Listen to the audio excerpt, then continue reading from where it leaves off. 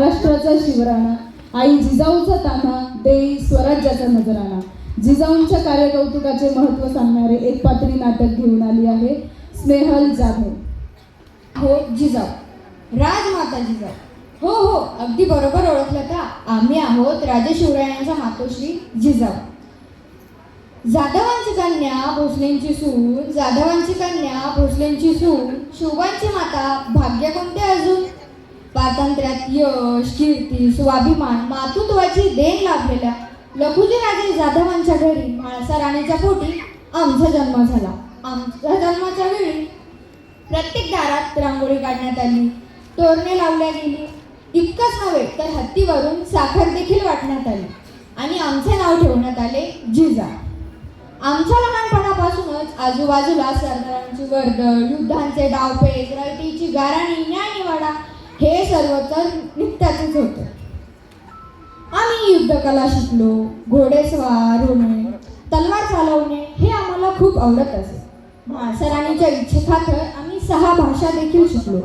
संत कबीरांचे दोहे, संत नामदेवांच्या गाथा देखील वाचल्या.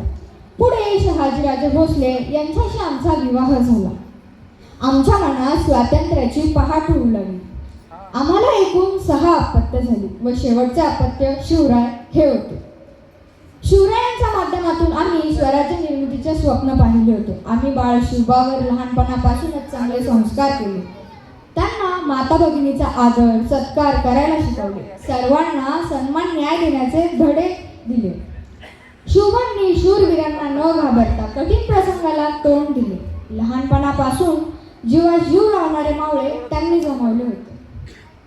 आम्ही शिवबाला सांगितले, शिवबा, आपल्याच राज्यात परकीयांनी शासन करावे, जनतेवर अन्याय अत्याचार करावे हे काही योग्य नाही. आपण आपल्या स्वराज्याची निर्मिती करायची आणि ती आमची इच्छा आहे. बाळ शिवबाने लगेच सहमती दर्शवली आणि म्हणाले, मा साहेब, जी आपली इच्छा आहे तीच आमची इच्छा आहे. आम्ही स्वराज्याची निर्मिती करून राहणार. शिवबांनी केवळ हे बोलूनच नव्हे तर प्रत्यक्षात देखील स्वराज्याची निर्मिती करून दाखवली. शिवबांनी अनेक गड किल्ले निर्माण केले, जिंकले. संत तुकाराम महाराज, वारकरी संप्रदायाची शिकवण आणि आम्ही सांगितलेल्या शूरवीरांच्या ऐतिहासिक गोष्टींचा शिवबांच्या जीवनावर खूप प्रभाव पडला होता. जेव्हा रायगडावर शिवरायांचा राज्याभिषेक सोहळा, तो आम्ही याची देही याचा डोळा पाहिला. शिवबाला स्वराज्याचा राजा होताना पाहून आमच्या डोळ्यातून आनंद अश्रू वाहू लागले. तो दिवस आमच्यासाठी अविस्मरणीय ठरला. शिवबासारखा पुत्र आमच्या पोटी जन्मास आला. आम्ही स्वतःला खूप धन्य समजतो. शिवबासारखे पुत्र जन्मास यावे, रयतेच्या सुखासाठी कल्याणासाठी कार्य करावे एवढीच आमची इच्छा आहे. धन्यवाद.